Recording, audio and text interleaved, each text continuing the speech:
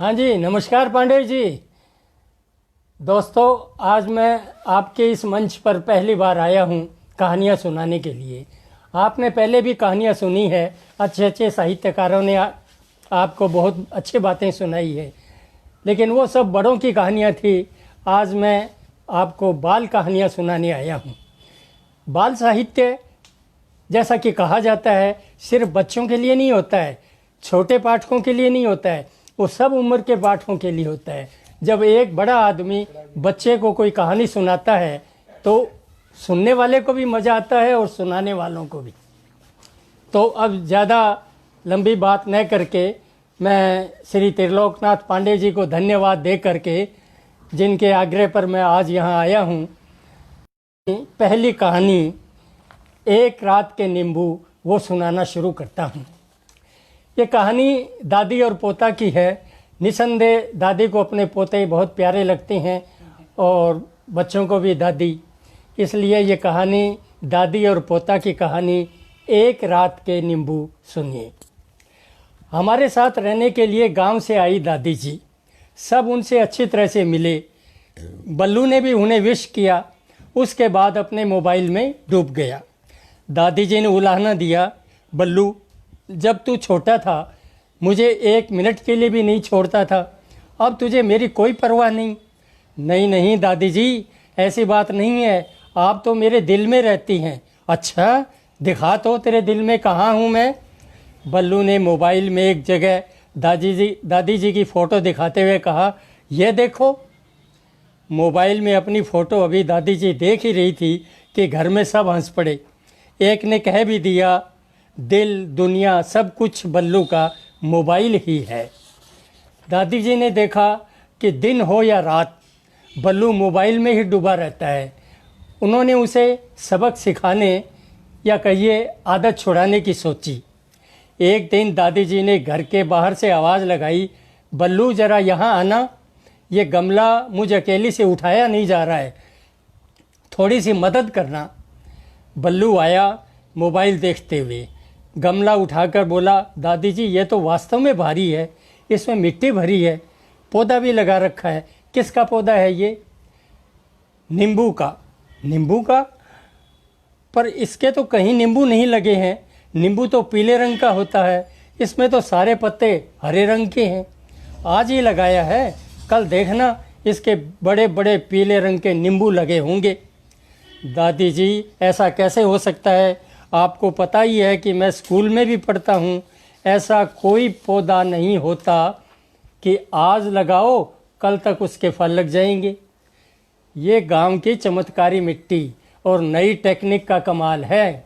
तुम इसका फ़ोटो उतार लो, कल तुम्हें नींबू लगे हुए मिलेंगे। दादी जी, मेरे पास अभी फ़ोटो लेने का वक्त नहीं है, आप टिन्नी को कह दो फ़ोटो लेकर मुझे सेंड कर दे। ऐसा ही हुआ। गमला भी बल्लू की कुर्सी के पास रख दिया गया। दादी जी ने उसे कई बार संभाला, बल्लू ने उस पर कोई ध्यान नहीं दिया। अगले दिन बल्लू की नज़र अचानक गमले की तरफ चली गई। वहाँ का नज़ारा देखकर उसकी आंखें खुली की खुली रह गई। पौधे पर 3 बड़े बड़े पीले रंग के नींबू लगे थे। उसने तुरंत 2 फोटो उतार लिए।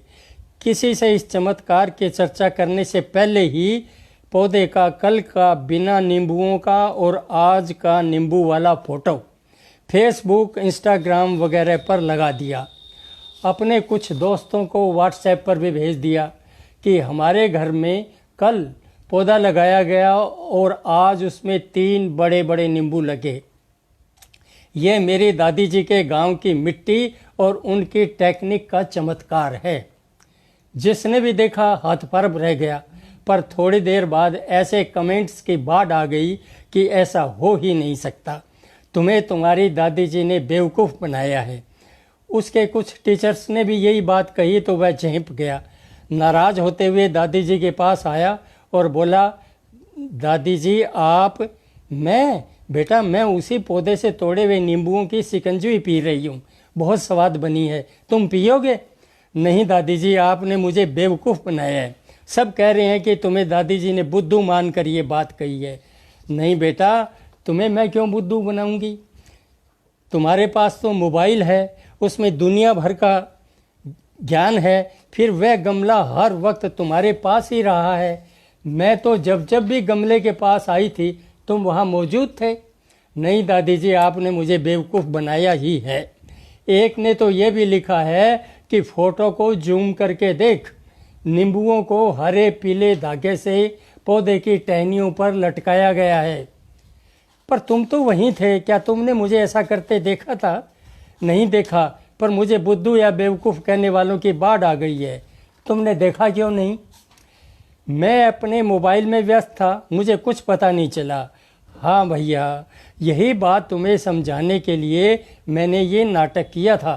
तुम्हें पता ही नहीं चलता कि तुम्हारे आसपास क्या हो रहा है। क्या सीखोगे तुम मोबाइल की उस दुनिया में खोकर? कुछ समय तो मोबाइल पर बिताना और बात है, उसमें डूबना और बात है।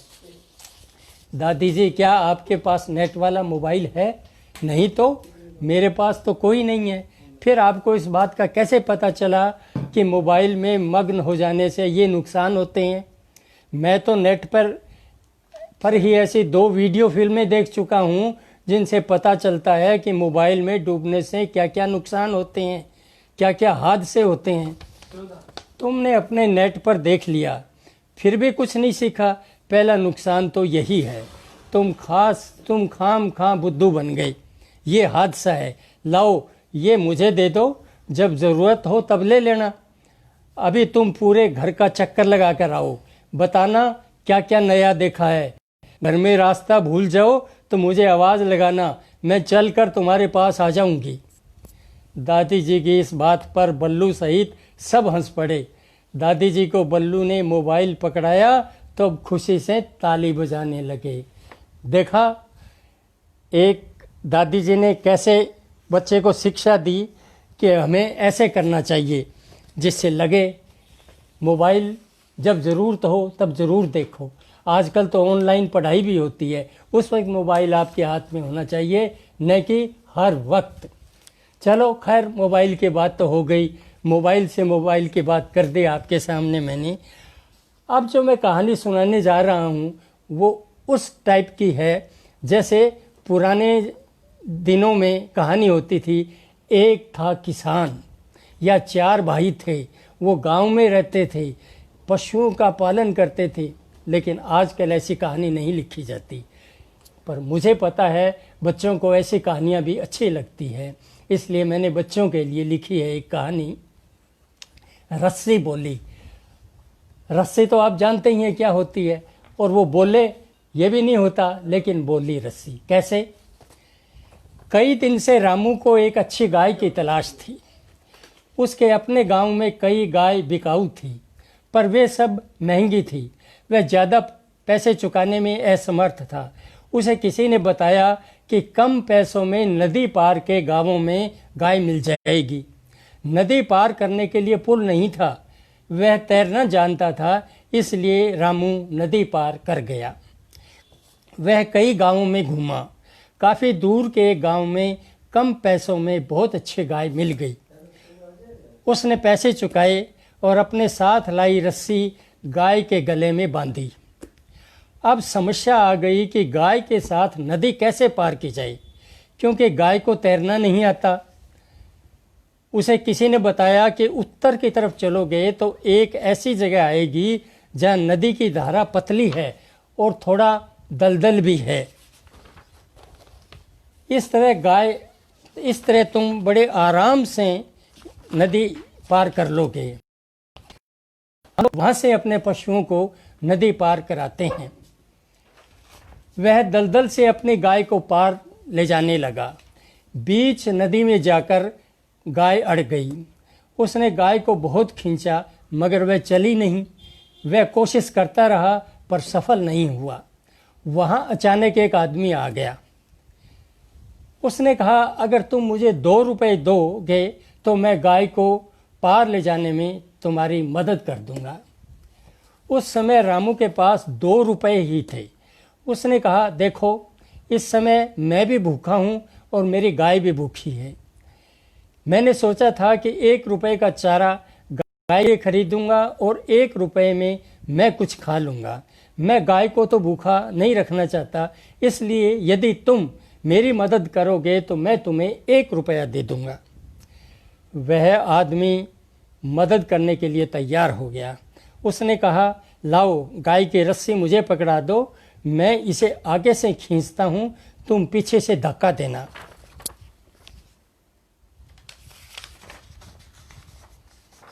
इस तरह गाय नदी के दूसरी ओर पहुंच गई। किनारे पहुंचते ही रामू ने जेब से 1 रुपया निकालकर उस आदमी को देते हुए कहा, भैया तेरा बहुत बहुत धन्यवाद, ये लो 1 रुपया और गाय की रस्सी मुझे पकड़ा दो। क्या बात करते हो, 1 रुपया तो मैं तुम्हें दूंगा, तुमने गाय को नदी पार करवाने में मेरी मदद की है, गाय तो मेरी है। यह सुनकर रामू हैरान रह गया। वह कुछ बोले इससे पहले ही वह ठग आस पास बोला, देखो भाइयों, ये खामखा गाय का मालिक बन रहा है। तुम्हारे सामने गाय को खींचकर मैं लाया हूँ, ये तो मेरे पीछे पीछे आया है। ये बंधी रस्सी इसके हाथ में होती तो लोग उन्हें लेकर वहां के सरपंच के पास गए। झगड़े का कारण जानकर सरपंच ने गाय को अपने कब्जे में ले लिया और अपने पशुओं के बाड़े में भेज दिया। सरपंच ने कहा, अब पंचायत में फैसला होगा कि गाय किसकी है। पंचायत के कुछ सदस्य और सरपंच पशुओं के बाड़े में गए। वापस आकर बोले, फैसला जल्दी और आसानी से हो जाएगा। गाय किसकी है, ये गाय के गले में बोलेगी अपने मालिक का नाम। सरपंच की बात किसी की समझ में नहीं आई। सब फैसले का इंतजार करने लगे। सरपंच बोले, देखो मैं दोनों से कुछ प्रश्न पूछूंगा, जब मैं एक से पूछूं तो दूसरा बीच में नहीं बोलेगा। सरपंच ने पहले उस ठग से पूछा, गाय तुम्हारी है? हाँ मेरी है, मैंने नदी पार के गांव से खरीदी है। इस आदमी ने तो 1 रुपए के बदले मेरी मदद गाय को नदी पार करवाने में की है और अब मालिक बन गया। गाय के गले में बंधी रस्सी कहाँ से आई?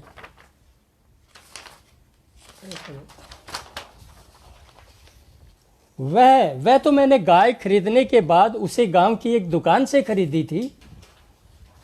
दुकान से खरीदी थी तो अच्छी तरह से देखकर ही खरीदी होगी। बताओ उस रस्सी में कितनी जगह गांठें हैं? ठग घबरा गया, कुछ याद करने का अभिनय करने लगा। उसने गाय के असली मालिक की तरफ देखा। वह चिंता में अपनी मुट्ठियां कभी खोद रहा था, कभी बंद कर रहा था। ठग ने समझा ये याद कर रहा है कि रस्सी में 5 गांठें हैं। ठग ने बड़े जोर से कहा, रस्सी में 5 गांठें हैं। सरपंच ने कहा, एक बार फिर सोच लो, अभी रस्सी बताएगी कि उसमें कितनी गांठें हैं। ठग 5 पर ही अड़ा रहा। अब सरपंच ने गाय के असली मालिक रामू से वही प्रश्न पूछे तो जवाब मिला, गाय मैंने खरीदी थी, इसने तो 1 रुपए के बदले में पार लगाने की मदद की है और रस्सी में एक भी गांठ नहीं है, क्योंकि वह रस्सी मैंने अपने इन हाथों से बनाई है। आप चाहें तो मैं ऐसी रस्सी अभी फिर से बनाकर दिखा सकता हूँ। रस्सी बनाने के लिए मुझे केवल सूत चाहिए। सरपंच मुस्कुराए और बोले, चलो सब लोग बाड़े में चलते हैं, वहाँ गाय के गले में बंधी रस्सी से पता चलेगा कि इन दोनों में कौन सच्चा है कौन झूठा है। लोगों ने देखा गाय के गले में बंधी रस्सी बहुत ही बढ़िया बनी हुई है, उसमें एक भी गांठ नहीं है। सरपंच ने कहा, यह गाय तो इस आदमी की है, हाँ वह झूठा कहाँ है? वह ठग अपनी पोल खुलते देख पहले ही वहाँ से भाग चुका था। अब रामू खुश था, उसके गाय उसे मिल गई और साथ ही उसके गांव के लोगों की एक बात सच हो गई।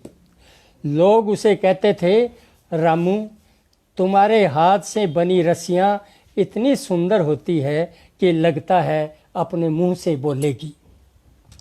क्यों दोस्तों, कैसी लगी कहानी? गांव की कहानी आप शायद गांव में भी रहते हों, शहर भी रहते हैं, कहीं भी रहे, पर गांव की कहानी मीठी होती है, वहाँ के लोग भी उतने ही भोले भाले होते हैं। अब जो मैं कहानी सुनाने जा रहा हूँ आपको, वह कहानी मेरे उस बाल कथा संग्रह में है, जिसको पिछले साल 2019 में साहित्य अकादमी रविंद्र भवन दिल्ली से बाल साहित्य का पुरस्कार मिला था और चेन्नई में बुलाकर मुझे ये पुरस्कार दिया गया था। उस संग्रह से मैं आपको एक कहानी सुनाने जा रहा हूँ, और कहानी है दोस्ती किन में, शेर और चिड़िया में। कभी सुनी है? शेर और लोमड़ी की दोस्ती सुनी होगी, शेर और हाथी की सुनी होगी, क्योंकि वो सब बड़े बड़े जानवर हैं, और चिड़िया से छोटा पक्षी तो कौन होगा। लेकिन चिड़िया और शेर में भी दोस्ती हुई, उसी दोस्ती की कहानी मैं आपको सुनाने जा रहा हूँ। उस जंगल में शेर की गुफा थी, उसके पास ही पेड़ पर चिड़िया का घोंसला। शेर और चिड़िया दोनों पड़ोसी, दोनों सुबह सुबह अपने काम पर निकल जाते और शाम को घर वापस आते। एक दिन शेर कुछ जल्दी वापस आ गया। उसने देखा पेड़ पर बहुत सी चिड़िया बैठी है, आपस में चींची यानी बातें कर रही है। उसे ये अच्छा नहीं लगा। उसने कहा, तुम चिड़िया सारा दिन चींची करती रहती हो, इससे दूसरे जानवरों को परेशानी होती है, तुम इतना क्यों बोलती हो? चिड़िया बोली, वाह, हम तो बोलती ही हैं, जो एक पेड़ से दूसरे पेड़ तक सुनाई नहीं देता है। तुम दहाड़ते रहते हो, तुम्हारी दहाड़ से जंगल में भूचाल सा आ जाता है, सारे जानवर डर कर परेशान हो कर इधर उधर भागने लगते हैं। मैं जंगल का राजा हूँ, मैं ताकतवर हूँ, दूसरे जानवरों को डरा कर रखना मेरा काम है। अपने को राजा कहते हो और डराते भी हो। ताकत का ज़्यादा घमंड नहीं करना चाहिए, ताकत का इस्तेमाल दूसरों का भला करने में करना चाहिए। चिड़िया की बच्ची मुझे उपदेश देती है, तेरी चींची बंद कर, वरना क्या कर लोगे? मेरे घर तक आकर दिखाओ, मैं तो कई बार उड़ते उड़ते तुम्हारी गुफा में गई हूँ। शेर पेड़ की सबसे ऊंची डाली पर बने घोंसले तक नहीं जा सकता था। वह गुस्से में दहाड़ता अपनी गुफा में चला गया। अगले दिन सुबह सुबह ही शेर चिड़िया की तरफ गुस्से से देखता हुआ चला गया। चिड़िया अपनी मस्ती में उड़ती रही और दूर चली गई। अचानक तेज़ तूफान आ गया। तूफान इतना तेज़ था कि न केवल चिड़िया का घोंसला उड़ गया, बल्कि कई पेड़ भी उखड़कर गिर गए। 2 पेड़ इस तरह गिरे कि शेर की गुफा का मुंह बंद हो गया।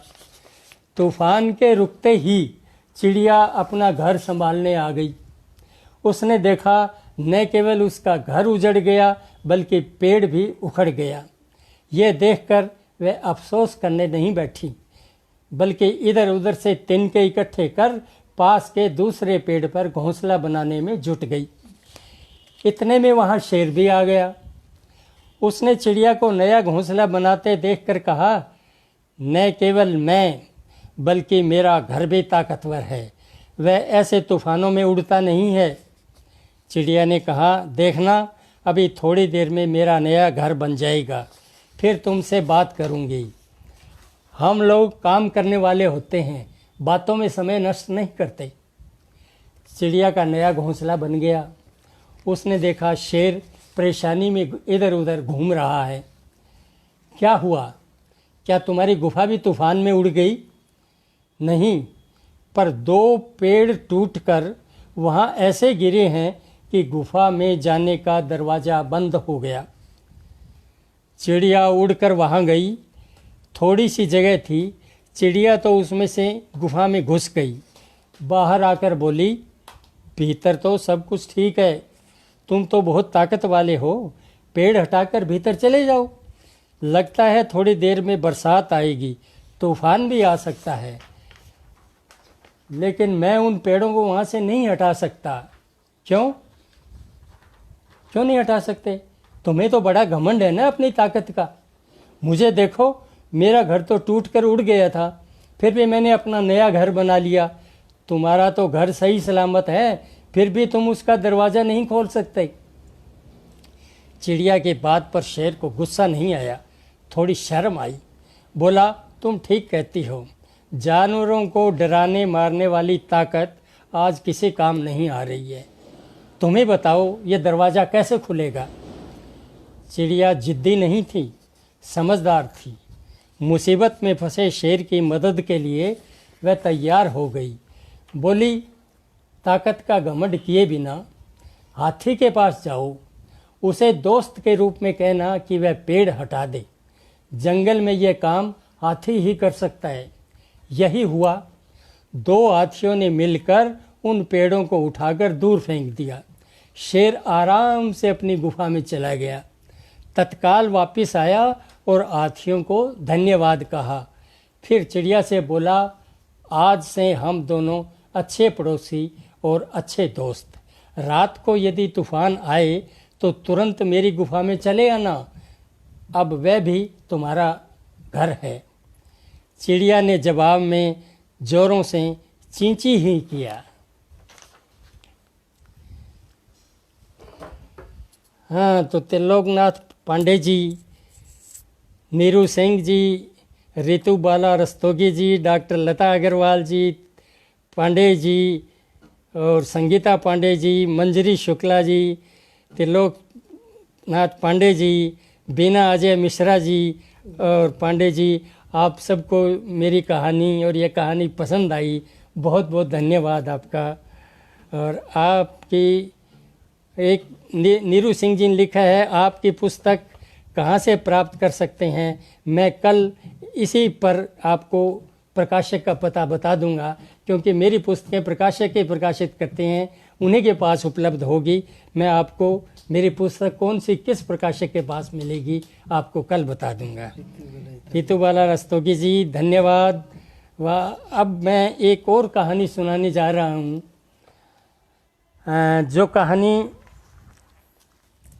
आपको 3 कहानियाँ सुना चुका और मेरा इरादा 3 ही सुनाने का था, पर मैं मुझे पांडे जी ने खुला हाथ दे दिया कि जितना आप सुना सकते हो सुनाओ। तो अब आखिरी कहानी इस पुस्तक में से है, और ये कहानी हास्य बाल कथा कह लीजिए इसे, सिर्फ हंसने के लिए लिखी थी। इसके बावजूद इसमें एक छोटी सी सीख भी है, उसको आप खुद ढूंढना, मैं नहीं बताऊंगा। हाँ, धन्यवाद पांडे जी। पांडे जी, अगली कहानी है, आगे गड्ढा है। सड़क में पुरानी होने पर गड्ढे हो ही जाते हैं और वे सबको परेशान करते हैं, और उन्होंने गड्ढों ने परेशान किया हमारे धरजी को। हमारे धरजी घूमने के शौकीन हैं, वर्षा हो या आंधी वे घूमने जरूर जाते हैं। उस दिन बरसात हो चुकी थी, सड़क पर कहीं कहीं पानी जमा था। उन्होंने इसकी परवाह नहीं की और घूमने निकल पड़े। सड़क पर जहाँ पानी जमा होता वे बीच में से निकल जाते। एक बार सड़क पर जमा पानी में से गुजर रहे थे कि धड़ाम से गिर पड़े। उन्होंने समझा सड़क पर यह थोड़ा सा पानी जमा है, पर वहाँ गहरा गड्ढा था। किसी तरह गड्ढे से बाहर निकले और उसी तरह तरबतर नगर पालिका के अधिकारी के सामने जाकर खड़े हो गई। बोले, आप सड़क पर बने गड्ढों की मरम्मत क्यों नहीं करवाते? देखिए, मैं एक गड्ढे में गिर पड़ा था। धर जी, सड़क की मरम्मत तो हम भी करवाना चाहते हैं, पर यह काम बरसात का मौसम बीतने के बाद होगा। ऐसा लगता है धर जी, ऐसा है तो आप लोगों को सावधान करने के लिए जहाँ गड्ढा है वहाँ पर बोर्ड क्यों नहीं लगा देते? धर जी, देखिए आवाज़। धर जी, हम ये भी आजमा चुके। लोग सड़क के किनारे लगे बोर्डों की परवाह नहीं करते हैं, फिर भी आप कहते हैं तो हम गड्ढों से सावधान करने के लिए एक नहीं कई बोर्ड लगवा देंगे। कुछ दिन बाद दर्जी एक सड़क पर घूमने निकले। उन्होंने देखा बोर्ड लगा है, सावधान आगे गड्ढा है। दर्जी ने अपनी धोती ऊंची की और सड़क पर जमा पानी में से सावधानी से जाने लगे। उन्होंने पूरा पानी पार कर लिया, कोई गड्ढा नहीं आया। कुछ देर बाद उन्हें एक और बोर्ड नजर आया, उस पर भी यही लिखा था, आगे गड्ढा है। दर्जी फिर सावधानी से पानी को पार करने लगे। वास्तव में कोई गड्ढा नहीं आया। एक एक कर 5 बोर्ड दर्जी पार कर चुके। सड़क पर पानी तो जमा था पर कोई गड्ढा नहीं था। उनको गुस्सा आ गया। नगर पालिका के अधिकारी ने मेरे साथ मजाक किया है।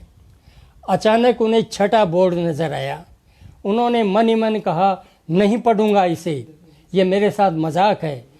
उन्होंने अपनी आंखें जोर से बंद कर ली। पानी को पार करने लगे। वे अभी 2 कदम ही चले थे कि धड़ाम से गड्ढे में गिर पड़े। सारे भीग गए। किसी तरह गड्ढे से बाहर निकले, मुंह पर लगे पानी और कीचड़ के छींटे साफ किए और वहां लगे बोर्ड को पढ़ा। उस पर लिखा था, यही वह गड्ढा है जिससे सावधान करने के लिए अब से पहले 5 बोर्ड लगाए गए थे। अब इससे क्या शिक्षा मिली है? बस यही है कि भी सड़क पर जो गड्ढे लगाए गए हैं, सड़क पर जो बोर्ड होते हैं, उनको थोड़ा ध्यान से पढ़ लिया जाए तो ठीक रहता है। हाँ जी, रितु बाला रस्तोगी जी धन्यवाद। डॉक्टर लता अग्रवाल जी, चिड़िया का बढ़िया चैलेंज है। शेर जी को आपको पसंद आया। आप तो खुद बहुत अच्छे बाल साहित्यकार हैं, आएगा ही। और गाय का महत्व ग्रामीण अंचल के लिए मैंने नहीं, ग्रामीण अंचल के सब जानते हैं भी गाय कितनी महत्वपूर्ण होती है। नीरू सिंह जी, शनिवार की शाम और आपकी कहानियों का साथ, आपकी टिप्पणी बहुत आनंददायक है, धन्यवाद। संगीता पांडे जी, आपके सुनते रहने का मन करता है सर जी। मैंने आपको 4 कहानियाँ सुना दी, आगे फिर कभी मौका मिलेगा तब और सुनाऊंगा। हाँ, त्रिलोकनाथ पांडे जी धन्यवाद आपका। नीरू सिंह जी, आप लिख रही हैं, आपकी कहानियाँ रोचक है, धन्यवाद। आप अपने बच्चों को भी सुनाइए और बताइए कि बाल साहित्य अवश्य सुने, अवश्य पढ़ें। और सुमित्रा जी, आपको मेरी कहानियों में बहुत अच्छे संदेश मिले, धन्यवाद। और पांडे जी, ये ठीक है, आप सबका दिल कर रहा है, मैंने आपको 4 कहानियाँ सुना दी। अब आगे भविष्य में जब भी आपका आदेश होगा फिर हाजिर हो जाऊंगा। आप सब मित्रों का बहुत बहुत धन्यवाद। आपकी टिप्पणियाँ मेरे लिए भी बहुत अच्छी रही, उन सब से मैं खुश हूँ। बहुत बहुत धन्यवाद। नमस्कार।